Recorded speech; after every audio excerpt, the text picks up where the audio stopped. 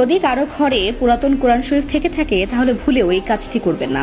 এতে আপনি বড় ধরনের বিপদের সম্মুখীন হতে পারেন। আপনার ঘরে যদি পড়ার অযোগ্য অথবা ছেঁড়া ফাটা কোরআন শরীফ থেকে থাকে সেক্ষেত্রে তার করণীয় কি?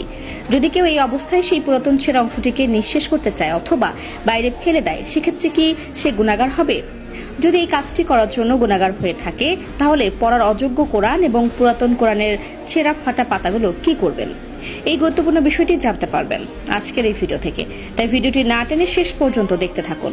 মহান আল্লাহ তাআলা মানব জাতির কল্যাণ ও সঠিক জীবন বিধানের জন্য আল কোরআন নাজিল করেছে।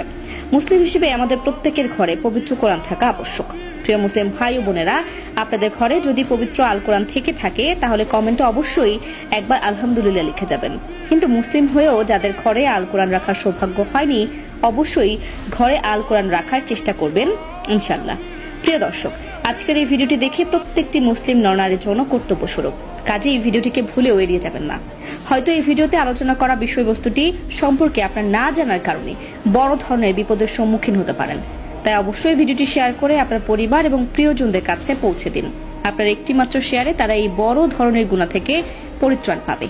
প্রিয় দর্শক, আল কোরআন শুধুমাত্র একটি পুস্তক নয়, এটি একটি পবিত্র ধর্মগ্রন্থ এবং এর প্রতিটি অক্ষর অত্যন্ত সম্মানের সাথে রাখা উচিত। তবে যেহেতু এই পুস্তকটি কাগজের উপরে ছাপানো হয় সেক্ষেত্রে অনেক দিনের ব্যবহারের ফলে সে কাগজটি নরম কিংবা ছিঁড়ে যাওয়ার উপক্রম হয়। অনেক সময় সেটি পড়ার জন্য অযোগ্য হয়ে পড়ে, অর্থাৎ এতে থাকা হরফগুলি মুছে যায়। সেক্ষেত্রে কি করা যেতে পারে? আমাদের মধ্যে এমন অনেক মুসলিম আছে যারা এমতো অবস্থায় সেই ছেঁড়া অংশটিকে যত্রতত্র ভাবে যে কোনো জায়গায় রেখে দেয়। আবার অনেকে আছে সেটাকে আগুনে পুড়িয়ে ছাই করে ফেলে।